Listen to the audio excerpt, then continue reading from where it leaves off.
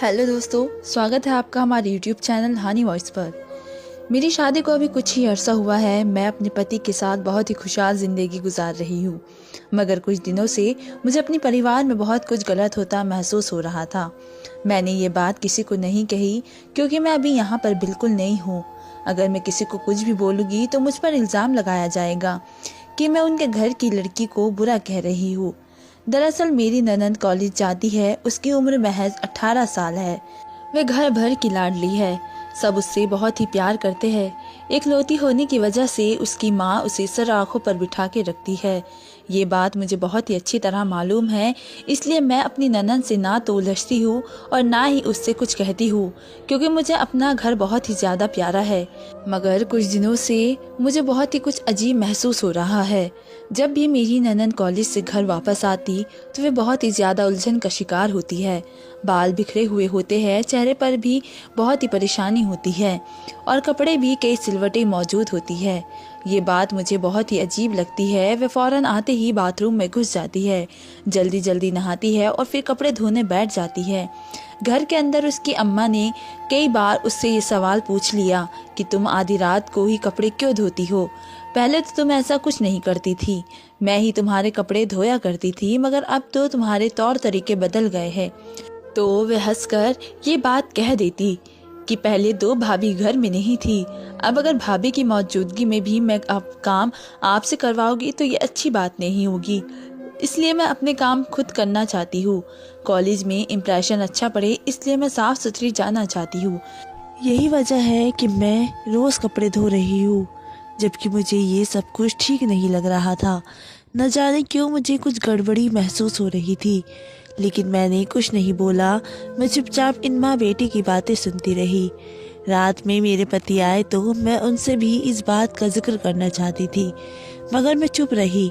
मेरे दिल में एक डर था कि कहीं मेरे पति को मेरी बातें बुरी न लग जाए तो बेवजह हम दोनों के बीच नाराज़गी पैदा हो जाएगी।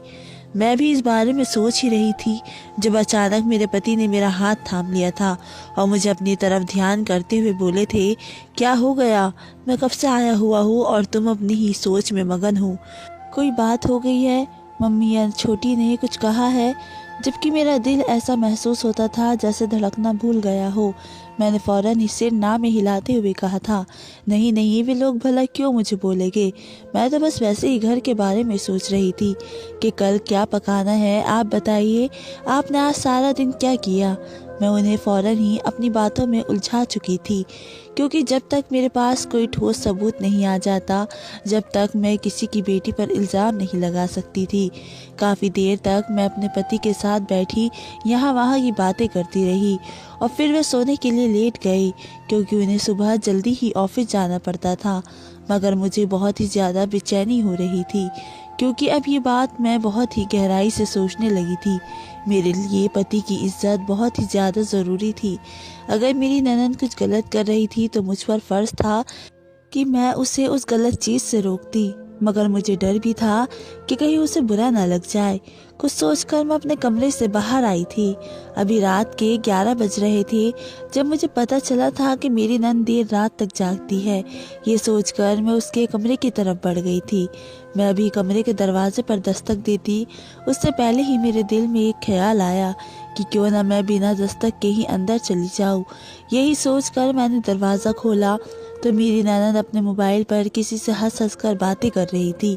मुझे देखते ही उसने घबराकर मोबाइल बंद कर दिया और परेशान होकर बोली, जी भाभी, क्या हुआ? आप यहाँ क्यों आई है? उसके अंदाज में लड़खड़ाहट थी और चेहरे पर भी छोटे छोटे पसीने के कतरे आ चुके थे और चेहरे की हवाइयाँ उड़ गई थी। मैं एक पल के लिए हैरान हुई कि वे इतना क्यों घबरा रही है। उसे देखते हुए मैं बोली, नहीं, वैसे ही मैंने सोचा कि तुमसे थोड़ी देर बातचीत कर लेती हूँ। सारा दिन तो पढ़ाई में व्यस्त रहती हो, अभी तो तुम फ्री हो। वे फौरन ही हकला कर बोली, जी जी, बैठ जाइए, क्या बात करनी है, बोलिए। उसका अंदाज बहुत ही अजीब था, जो मुझे काफ़ी शक्की लग रहा था। मैं उसके पास ही बैठ गई और उसके कमरे को गौर से देखने लगी। मैं कोई छोटी बच्ची नहीं थी, 26 साल की एक जवान औरत थी और जब भी शादीशुदा थी। मुझे लड़कियों के तौर तरीके बहुत ही अच्छे से समझ आ जाते थे और इस उम्र में तो हर लड़की ही भटक जाती है। यही वजह थी कि मैं अपनी ननद पर थोड़ा गौर कर रही थी। मैं उसे देखते हुए सवालिया लहजे में बोली थी, एक बात पूछूं रानी? उसने सिर को हल्की झुंझलाहट में हिलाया था। तुम्हारे कॉलेज में लड़के होते हैं? मेरा यह सवाल उसे ठिठकने पर मजबूर कर चुका था। वे फौरन ही घबरा कर बोली, क्यों भाभी, क्या हो गया? आप इस तरह के सवाल क्यों पूछ रही है? मैं तो वे कुछ और कहती उससे पहले ही मैंने उसकी बात काटते हुए कहा, नहीं, बस वैसे ही पूछ रही थी। कुछ गर्ल्स कॉलेज होते हैं और कुछ सह शिक्षा कॉलेज भी। तो तुम कहाँ पर पढ़ती हो? उसने अपना लहजा संभाला और अब मुझे आराम से जवाब देने लगी। वे कहने लगी, हमारा सह शिक्षा कॉलेज है जहाँ पर लड़के और लड़कियाँ दोनों मौजूद होते हैं। मैं फौरन बोली, तो फिर तुम्हारी तो लड़कों से भी दोस्ती होगी और होनी भी चाहिए। इस उम्र में तो हर किसी का दिल चाहता है कि मेरे लड़के दोस्त हो, मैं उनके साथ घूमूं फिरूं, खाऊं पीऊं। ऐसा ही है ना? मैं उसे देखते हुए बहुत ही संभालते हुए अपनी बात रख रही थी जब वे फौरन ही बोली, भाभी मुझे नींद आ रही है, सुबह कॉलेज भी जाना है, तो मैं जल्दी सोना चाहती हूँ। अगर आपको बुरा न लगे तो मैं सो जाऊँ। उसने मेरी बात का जवाब नहीं दिया था और यही मुझे किसी गड़बड़ का एहसास हो गया था। मैंने सिर को हल्की झुंझलाहट में हिलाया और चुपचाप कमरे से बाहर आ गई। मेरे बाहर आने के बाद भी उसके कमरे की लाइट जल रही थी। मैंने दिल ही दिल में इस बात को स्वीकार कर लिया था कि दाल में कुछ काला जरूर है। मैं इस तरह से रानी को बर्बाद होने नहीं दे सकती थी। वे महज 18 साल की थी और इस उम्र में लड़कियों के पास इतनी समझदारी और अनुभव नहीं होता। बहुत ही कम लड़कियां ऐसी होती है जो समझदार बन जाती है, लेकिन बहुत सी लड़कियां इस उम्र में ही भटक जाती है। और जितना प्यार और दुलार रानी को दिया जाता था, वे बहुत ही आराम से भटक सकती थी। यही वजह थी कि मैं उसकी फिक्र कर रही थी। बेशक अगर मैं ये बातें किसी से भी ससुराल वाले से या अपने मायके वाले में करती तो ये सब मुझे ही गलत कहते कि भाभी हो, तुम्हें इन सब चीज़ों में दखल देने की ज़रूरत नहीं है। लेकिन मैं ये नहीं मानती थी। बेशक मैं रानी की भाभी थी, मगर मैं उसकी बड़ी बहन भी बन सकती थी कि मेरा परिवार था, और अगर मेरे परिवार की ज़रा भी बदनामी होती तो ये बात मुझसे बिल्कुल बर्दाश्त नहीं होती। मैं लिविंग रूम में ही बैठकर इस सिलसिले में सोचने लगी थी कि जब अचानक मेरी सास कमरे से बाहर आई थी। शायद वे किचन में जाने वाली थी, लेकिन मुझे लिविंग रूम में बैठा देखकर मेरे पास आ गई। मैं फौरन ही घबराकर अपनी जगह से खड़ी हो गई। वे मुझे देखते हुए बोली, क्या हुआ बेटा, सब ठीक तो है? तुम्हारी और राकेश की लड़ाई तो नहीं हो गई? मैंने सिर को ना में हिलाया और उनके कंधे पर हाथ रखते हुए कहा, अरे नहीं मम्मी, मुझे नींद नहीं आ रही थी, इसलिए बाहर आकर बैठ गई हूँ। कोई काम है तो आप मुझे बता दीजिए, मैं कर देती हूँ। वे सिर ना में हिलाते हुए बोली, अरे जाओ लेटो, आ जाएगी नींद, फिर सुबह तुम्हें सबसे पहले जागना होता है, घर के काम भी होते हैं। मैं तो बस पानी भरने आई थी, इसे भरकर कमरे में जाऊंगी। ये कहकर वे किचन की तरफ चली गई, जबकि मैं भी चुपचाप अपने कमरे में चली गई। कमरे में आई तो मेरे पति गहरी नींद में सो रहे थे। मैंने एक नज़र उनके चेहरे पर डाली और चुपचाप उनके पहलू में लेट गई।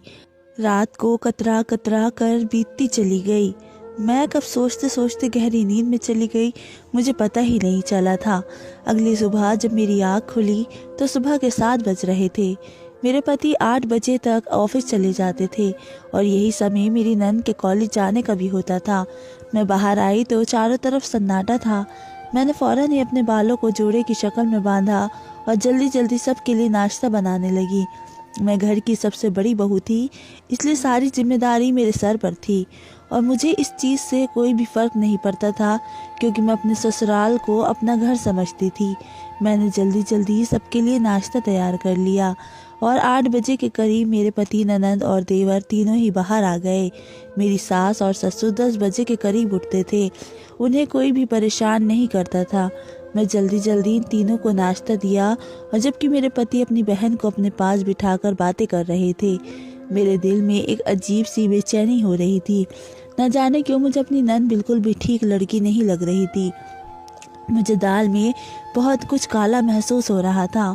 मैंने जल्दी से नाश्ता लगाकर उन सबको मेज़ पर आने के लिए बोल दिया। थोड़ी ही देर में वो सब नाश्ता करके अपनी अपनी मंजिलों के लिए निकल चुके थे। मैं वहीं बैठ गई थी और अब सुकून से नाश्ता करने लगी थी। लेकिन मेरी सोचों का केंद्र मेरी ननद थी। एक पल के लिए मेरे दिल में एक ख्याल आया, मैं क्यों इस लड़की के पीछे इतना दिमाग लगा रही हूँ। मुझे पता है जब मैं कुछ इसके लिए कर लूँगी या फिर इसे कोई बुराई से रोकूंगी तो तब भी मुझे कोई फल हासिल नहीं होगा। सब यही बोलेंगे कि भाभी थी तभी ननद की टो में लगी रही। मगर फिर भी मैंने ये सोचकर सर झटक दिया कि मुझे लोगों के सोचने से कोई फ़र्क नहीं पड़ता, मुझे सिर्फ और सिर्फ अपनी ननद को बचाना है। काफ़ी देर तक मैं इसी बारे में सोचती रही और फिर बर्तन उठाकर मैंने किचन में रख दिए। थोड़ी देर आराम करने के बाद जब मैं बाहर आई तो मम्मी और पापा भी जाग चुके थे। मैंने जल्दी से उन लोगों के लिए नाश्ता तैयार किया और उनके आगे रख दिया।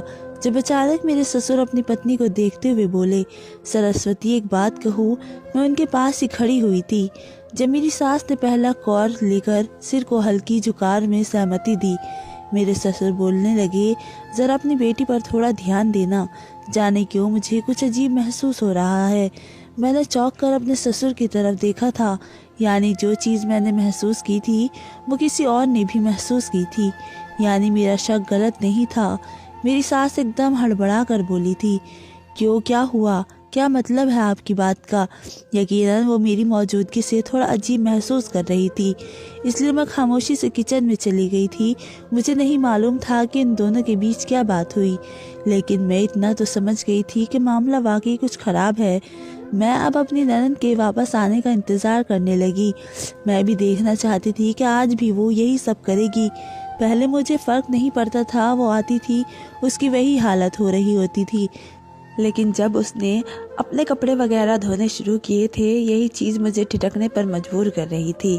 मैं एक शादीशुदा लड़की थी और एक शादीशुदा लड़की इन सब चीज़ों को बहुत अच्छे से समझ जाती है। करीब 2 बजे के बीच वो घर के अंदर दाखिल हुई थी। उसके पैर बहुत ज़्यादा काँप रहे थे, हालत बहुत ही बुरी हो रही थी, बाल बिखरे हुए थे और चेहरे की रंगत उड़ी हुई थी, कपड़े भी बहुत ही ख़राब हो रहे थे। उसने अपना बैग सोफे पर रखा था और सीधा बाथरूम चली गई थी। मैंने अपने सर को हल्की झंझनाहट दी थी और कुछ सोचकर उसके बैग की तरफ बढ़ी थी। न जाने क्यों मुझे ऐसा महसूस हो रहा था जैसे इस बैग के अंदर कुछ न कुछ हो, मगर मैं जैसे ही जिप खोलती उससे पहले ही मेरी सास कमरे से बाहर आ गई थी और मुझे देखते हुए बोली थी कि क्या हुआ बहू, सब ठीक तो है, तुम रानी के बैग के पास क्या कर रही हो। मैंने हड़बड़ाकर उसके बैग को छोड़ा था और सर को ना में हिलाते हुए बोली थी, अरे नहीं मम्मी, मैं तो बस उसका बैग उठाकर कमरे में रखने के लिए ले जा रही थी, वे वॉशरूम गई है। जबकि उसकी मम्मी सिर को हाँ में हिलाकर वहीं मेरे बराबर में आकर बैठ गई थी। मैं बुरी तरह से हड़बड़ा चुकी थी, इसीलिए जल्दी से उसका बैग उठाकर उसके कमरे में छोड़ आई थी। मेरा दिल ज़ोरों से धड़कने लग रहा था। अगर मेरी सास मुझे उसका बैग चेक करते हुए देख लेती तो न जाने मेरे बारे में क्या सोचती। मुझे तो अभी भी उसी बात का डर था कि पता नहीं वे मेरे बारे में क्या सोच रही होगी। मैं बाहर आई तो मेरी ननद अपनी माँ की गोदी में सिर रख कर लेटी हुई थी। उसने अपने कपड़े बदल लिए थे। उसकी अम्मा उसके बालों में उंगलियां फेर कर उससे कॉलेज के बारे में पूछ रही थी, जबकि वे बिल्कुल निढाल होकर उनकी गोद में सिर रखकर गहरी नींद सो चुकी थी। मैं हैरान थी, वरना शुरुआत के दिनों में जब मेरी ननद कॉलेज से वापस आती थी तो बेशक बहुत ज़्यादा थकी हुई होती थी, लेकिन ज़रूरी खाना खाती थी, कपड़े बदलती थी, उसके बाद सबसे बातचीत करती थी, फिर कहीं जाकर वे सोने के लिए लेटती थी। लेकिन अब वे आती थी और कपड़े वगैरह बदल कर ऐसी सोती थी कि शाम के वक्त ही जागा करती थी। मेरी सास मुझे देखते हुए धीमी आवाज़ में बोली थी, तुम जल्दी से रानी के लिए कुछ हल्का फुल्का बना दो, उसकी तबीयत मुझे ठीक नहीं लग रही है, मेरी बच्ची बहुत ज़्यादा थक जाती है। ये बोलकर वे उसके हाथ पैर दबा रही थी, जबकि मैं खामोशी से किचन में आकर उसके लिए कुछ हल्का फुल्का तैयार कर रही थी। मुझे अपनी ननद से बिल्कुल भी न जलन महसूस होती थी और ना ही कुछ बुरा लगता था। मेरी नज़र में वे बिल्कुल छोटी बच्ची थी, मगर जब से उसकी हालत बदल रही थी मुझे अब चिंता सताने लगी थी। वक्त धीरे धीरे गुजरता चला गया था। पूरा दिन उसी के बारे में सोचने के बाद मैंने फैसला कर लिया था कि मैं अपने पति से अपनी ननद की हालत का जिक्र करूंगी। बेशक मैं जानती थी कि उन्हें बुरा लगेगा और वे नाराज़ भी होगी, लेकिन मैं एक छोटी सी कोशिश करना चाहती थी। क्या पता इस तरह मेरी ननद की थोड़ी ज़िंदगी बेहाल हो जाए, क्योंकि मुझे उसकी ज़िंदगी भी अब खतरे में लगने लगी थी। शाम के वक्त जब मेरे पति घर पर वापस आए तो काफ़ी खुश नज़र आ रहे थे। उनके हाथ में काफ़ी फल वगैरह भी मौजूद थे। मैंने इत्मीनान का सांस बाहर किया था कि मैं अब आराम से उनसे अपनी बातचीत कर लूँगी, क्योंकि अगर मर्द का मूड ठीक ना हो तो उससे कभी भी किसी भी गलत तरीके से बात नहीं करनी चाहिए, खास करके उसके घर वालों के बारे में तो कभी भी नहीं। खाना वगैरह खाने के बाद जब मेरे पति कमरे के अंदर चले गए तो मैं भी बहाने से कमरे के अंदर आ गई। वे अपने लैपटॉप पर काम कर रहे थे जब मैं तुरंत उनके करीब आकर उनके सीने से लगकर बैठ गई थी। वे मुझे हैरानी वाली निगाहों से देखते हुए बोले थे, क्या हो गया मैडम, आज तो आपकी काफ़ी खुश नज़र आ रही है। मैंने सिर को हल्की झंझनाहट दी थी और उन्हें देखते हुए बोली थी, जब मेरे पति इतने खुश हैं तो भला मैं क्यों खुश ना हूँ, और वैसे आप इतने खुश क्यों हैं और इतने सारे फल वगैरह क्यों लेकर आए।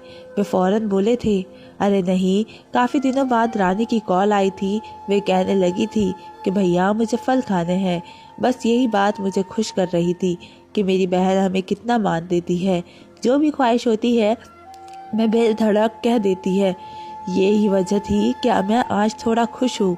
अपने पति के लहजे में मान देखकर मुझे अजीब सी बेचैनी हुई थी। दिल चाहता था कि मैं खामोश रहूं, लेकिन फिर भी मैंने हिम्मत की थी और अपने प्लान पर काम करना शुरू कर दिया था।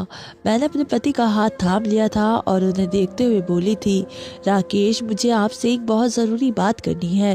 मैं जानती हूँ शायद आपको मेरी ये बात बुरी लगे और आप मुझे इससे नाराज़ भी हो जाएंगे, लेकिन मैं अपना फ़र्ज़ पूरा करना चाहती हूँ। आप बुरा नहीं मानना, लेकिन मेरी बात बहुत गौर से सुनना। मैंने एक लंबी सांस बांधी थी जब वे फौरन बोले थे, अरे क्या हो गया जान, जो भी बात है मुझसे आराम से बता सकती हो, तो इसमें तामझाम बांधने की ज़रूरत नहीं है। तुम मेरे लिए बहुत ज़रूरी और अहमियत रखने वाली लड़की हो। तुमने जितना मेरे लिए किया है कोई लड़की किसी के लिए नहीं करती। वे फौरन ही खुश होकर बोले थे, जबकि मुझे मालूम था अभी कुछ ही पल बाद ये खुशी मन पड़ जाएगी, क्योंकि मैं बात ही उनकी बहन के बारे में करने लगी थी। मैंने अपना सिर झुका लिया था और धीमी आवाज़ में बोली थी, राकेश, मुझे रानी के रंग ढंग कुछ ठीक नहीं लग रहे।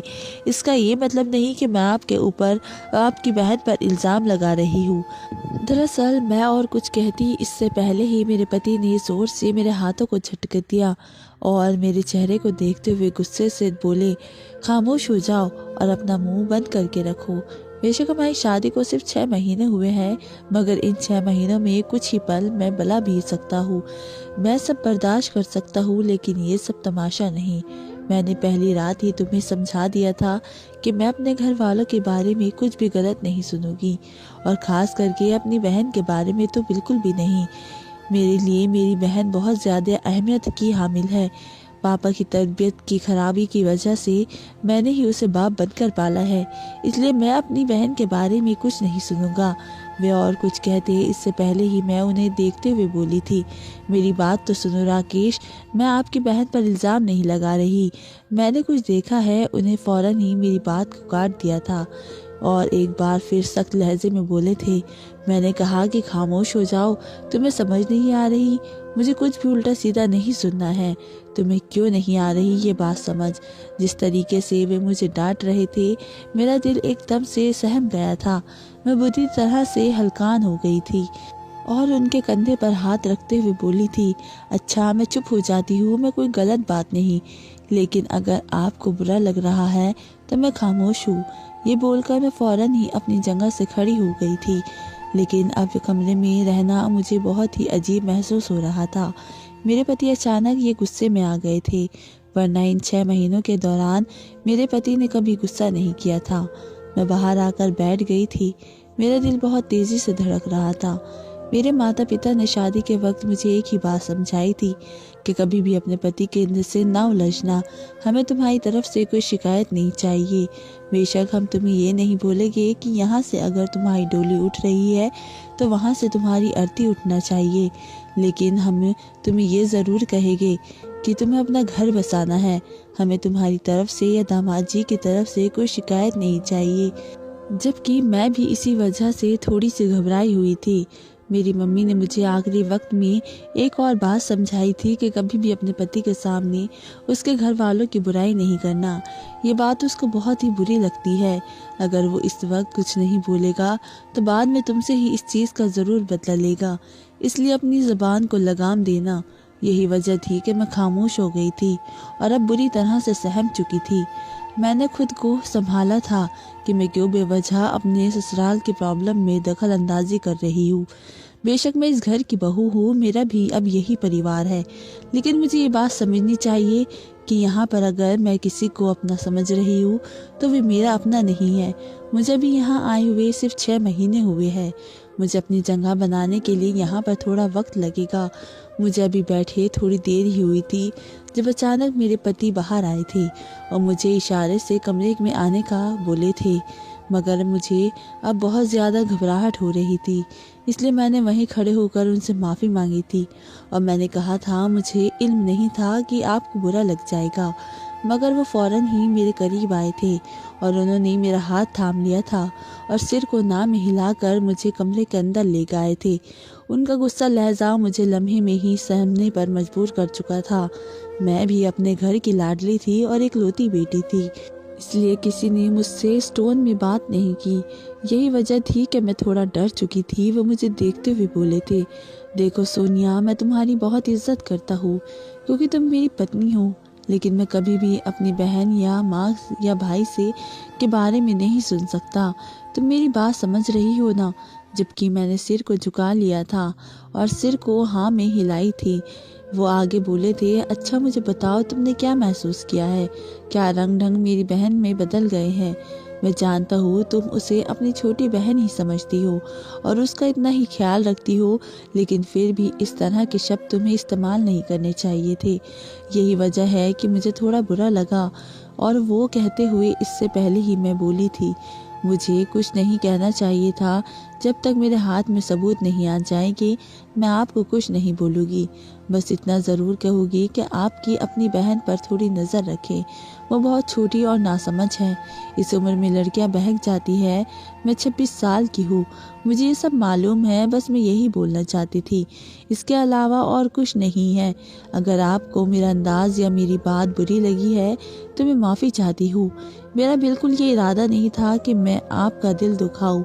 मैं फ़ौरन ही उनके राज़ी करने लगी थी, जबकि वो मेरे चेहरे पर हाथ रखते हुए बोले थे, अच्छा ठीक है, मैं ख्याल रखूँगा, तुम आराम कर लो। ये बात बोलकर उन्होंने मुझे बिस्तर की तरफ इशारा कर दिया था। मेरे पति बहुत अच्छे और नेक इंसान थे। अभी तक उन्होंने मुझे न डांटा था और न मुझसे लड़ाई की थी और ना ही मुझे कभी बुरा भला कहा था, बल्कि वो मुझे हमेशा सलाखों पर बिठा कर रखते थे। यही वजह थी कि मैं अभी भी उन्होंने मुझे बाहर से अंदर बुला लिया था। मेरा दिल बहुत ही खुश हो रहा था कि मेरे पति को अपनी गलती का फ़ौरन ही एहसास हो गया था, लेकिन अब मुझे ये बात समझ नहीं आ रही थी कि मैंने जितने दावे से अपनी पति के सामने ये बात कही थी कि जब तक मैं सबूत इकट्ठा नहीं कर लूँगी तब तक मैं कोई बात नहीं कहूँगी, ये चीज़ मुझे अब और भी ज़्यादा परेशान कर चुकी थी। मैं काफ़ी देर इसी बारे में सोचती रही थी। फिर अचानक मेरे दिमाग में एक ख्याल आया था कि हफ्ते वाले दिन मेरे पति और मेरे देवर की छुट्टी होती है, लेकिन मेरी ननद को कॉलेज जाना पड़ता है क्योंकि वे एक सरकारी कॉलेज में पढ़ रही है और हफ्ते में उसकी छुट्टी नहीं होती। क्यों ना उस रोज़ अपनी ननद का पीछा किया जाए ताकि पता चल सके कि वे कहाँ जाती है, क्योंकि मेरे पति और देवर हफ्ते वाले दिन देर से उठते हैं। यही वजह थी कि मैं उससे थोड़ा मस्त हो गई थी और गहरी नींद में सोने चली गई थी। समय धीरे धीरे गुजरता चला गया। मुझे बहुत ज़्यादा हफ्ते का इंतज़ार था क्योंकि मैं देखना चाहती थी कि आखिर मामला क्या है, आखिर मेरी ननद करती क्या है जो उसकी वापसी पर ऐसी हालत हो जाती है। कई बार मेरे दिमाग में ये भी ख्याल आया था कि थकान की वजह से ऐसा हो जाता होगा, क्योंकि पढ़ाई बहुत टफ होती है और पूरे लगातार 6 घंटे 7 घंटे कॉलेज में बैठना आसान बात नहीं होती। लेकिन उसका अकड़ कर कपड़े धोना, ये बात मुझे समझ नहीं आती थी और फिर उसके कदमों की लड़खड़ाहट भी बहुत ही कुछ बताने के लिए काफ़ी होती है। समय धीरे धीरे से गुजरता चला गया था और हफ्ते का दिन भी सिर पर आ चुका था। मैं पूरी तैयारी के साथ जागी थी।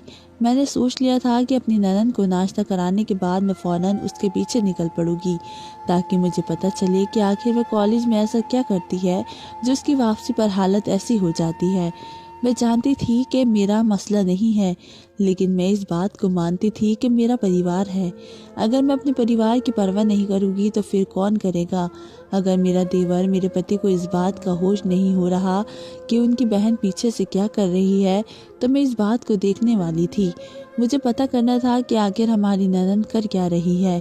यही वजह थी कि सुबह सवेरे ही मैं जाग उठी थी और अपना पर्स वगैरह मैंने पहले ही किचन में रख दिया था, ताकि मैं जल्दी से जल्दी अब उसके पीछे निकल सकूं। मैंने जल्दी जल्दी उसके लिए नाश्ता बनाया था और अपने लिए भी नाश्ता बनाकर मैं पहले ही कर चुकी थी, ताकि मुझे बाहर आसानी में घूमने में ताकत मिल सके। मैं बाहर आई तो मेरी ननद जल्दी में निकलने की तैयारी में थी, लेकिन मैंने फ़ौरन ही उसके आगे नाश्ता रखा था और उसको देखते हुए बोली थी, कहाँ जा रही हो, पहले नाश्ता करो उसके बाद जाना।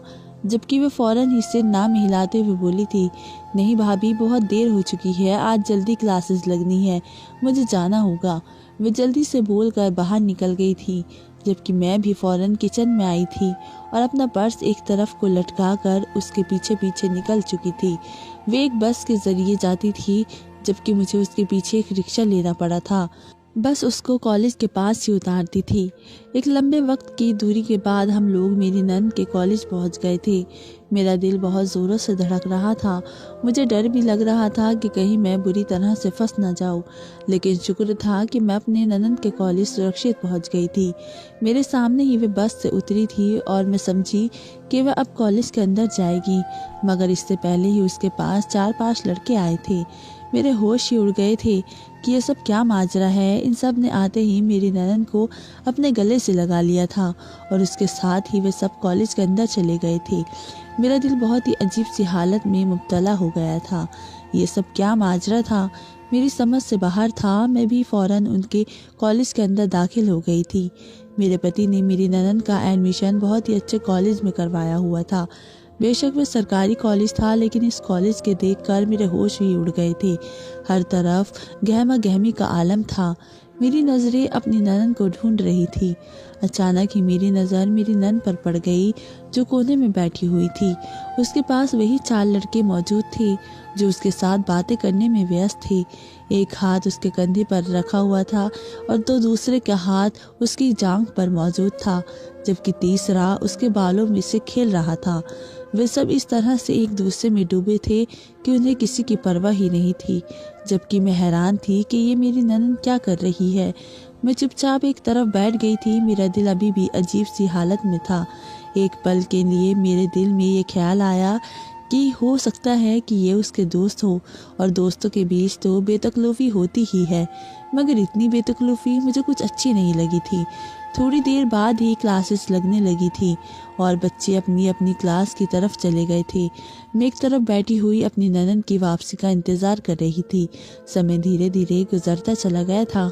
मुझे अपने घर की भी परवाह हो रही थी कि न जाने मेरे पति क्या सोच रहे होंगे कि सुबह सुबह मेरी पत्नी कहाँ चली गई है। मगर अभी फ़िलहाल मैं अपनी ननद पर ही फोकस रखना चाहती थी, ताकि मुझे पता चल सके कि मेरी ननद पीछे से हमारे क्या गुल खिला रही है। थोड़ी देर बाद वे क्लासेस से बाहर आई थी, जबकि मैं फ़ौरन अपनी जगह से खड़ी हो गई थी कि ये क्या माजरा है। अभी तो क्लासेस शुरू हुई थी, फिर उसका अचानक से बाहर आ जाना मुझे कुछ ठीक नहीं लग रहा था। वे बहुत ही एहतियात से चलकर दरवाजे के पास आई थी और चौकीदार को कुछ पैसे देकर बाहर निकल गई थी। मेरा दिल धड़कना भूल गया था। मैं फ़ौरन उसके पीछे ही आई थी। मैं भी बाहर आई हुई थी कि वे चारों लड़के फ़ौरन बाहर आ गए थे और उसके पास आकर खुशी का इजहार करने लगे थे। ये ज़्यादा संभावना थी कि लोग कहीं जाने वाले थे, मगर अचानक ही एक स्पोर्ट्स कार उनके पास आकर रुक गई थी। मेरा दिल और तेज़ी से धड़कने लगा था। मैं पास ही खड़ी हुई थी। मेरे ननद के चेहरे पर कोई परेशानी नहीं थी, बल्कि उसके चेहरे पर एक बड़ी सी मुस्कान थी। वे स्पोर्ट्स कार में बैठ गई थी, जबकि वे चारों लड़के भी उसमें बैठकर न जाने कहाँ की तरफ रवाना हो गए थे। मुझे कुछ पता नहीं था। मैंने फौरन ही रिक्शा रोका और गाड़ी के पीछे लग गई थी। वे लोग कहाँ जा रहे थे मुझे कुछ पता नहीं था। अजीब से रास्तों से गुजरकर गाड़ी जंगल की तरफ रवाना हो गई थी।